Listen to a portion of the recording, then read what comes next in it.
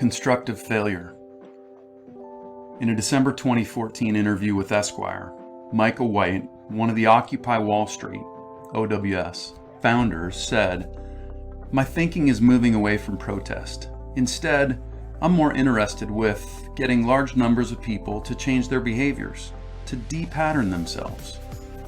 He realized what he had been doing wasn't working.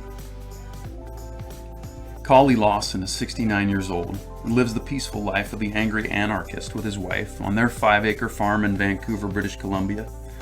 He was the founder of Occupy Wall Street, but an unlikely figure to create its longed-for accountability.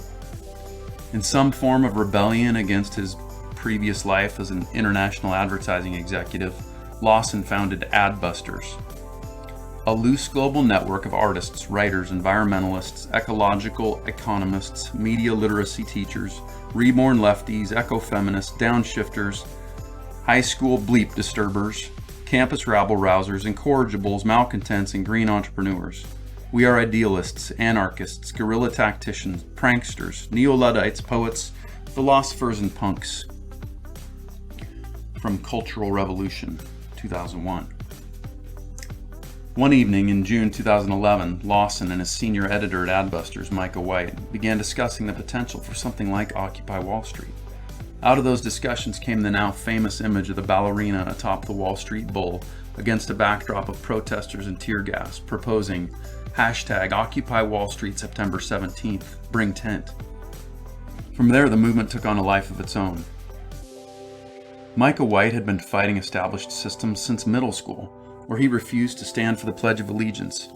At 17, as founder of the High School Atheist Club, he was a featured guest on Bill Maher's Politically Incorrect and spoke at other atheist forums around the country. After graduating from Swarthmore, White joined Lawson in the Adbusters' anti-consumerism quest. It is hard to read many of the stories on the 231 pages of posts at the We Are the 99% Tumblr page without thinking White and Lawson were getting at something important. "I'm a female mechanical engineering student. I'm so good at calculus, physics, and 3D designs. Dean's List student, even for classes as Calc 3 and Dynamics.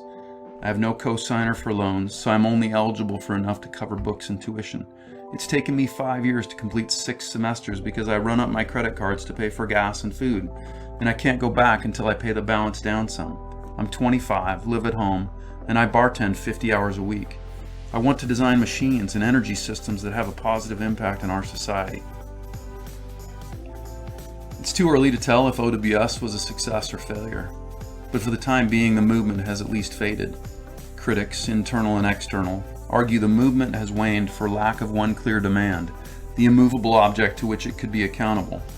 The drafts of demands put forth by OWS, unbeknownst to the authors, were orbiting around something that is actually quite fixed.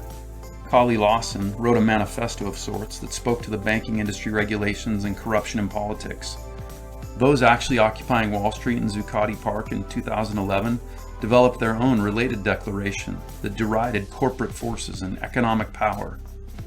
What doesn't sit well with us in the story of the young engineering student on Tumblr is the same dissonance that Lawson and others are trying to capture in their attempt at one unifying demand. The virtue that inspired OWS movement is justice, demonstrated by members of a society who put others ahead of self. A few years from September 17th, 2011, it doesn't look good for the movement. In 2013, Lawson and White were paradoxically fighting on Twitter over who had commercial rights to the original ballerina on the bull sign. The movement lacked exemplary servant leadership. There were a lot of individuals connected to OWS with motivations ranging from anarchy to financial reform to organic farming, but it was not a cohesive community built around at least a common cause and at best a commitment to one another. There was certainly discipline and sacrifice among the leadership and the masses, particularly as evidenced by those tear-gassed, beaten, and arrested. But the sacrifice was for self, not others. Identity was found in the act of sacrificing itself, not in the purpose or the cause or the team. It is this missing link that doomed the movement. Those leading and participating did not recognize their identity in a purpose or a cause or community beyond themselves. Even in the suffrage movement, the universally rallying virtue that says women are to be valued equally with men, started to shift towards something less unequivocal, less absolute, less fixed. Sexual and reproductive ethics became the defining aspect of the women's movement, particularly during and after the 1960s. The movement started to diffuse. What changed through what Elizabeth Cady Stanton called the greatest revolution was men's and women's willingness to value one another equally, and all that goes along with that responsibility. Micah White evolved from his Occupy Wall Street days to now describe his aim as changing patterns of behavior. OWS lacked a story. It formed an ad hoc community of members with very different objectives.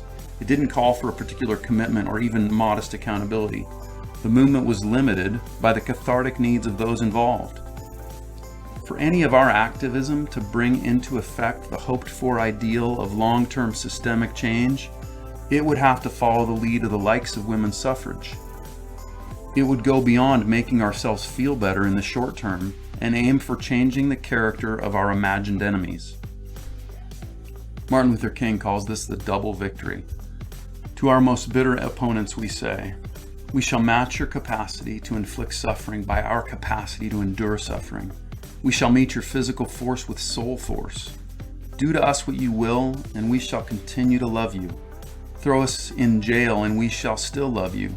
Bomb our homes and threaten our children, and we shall still love you.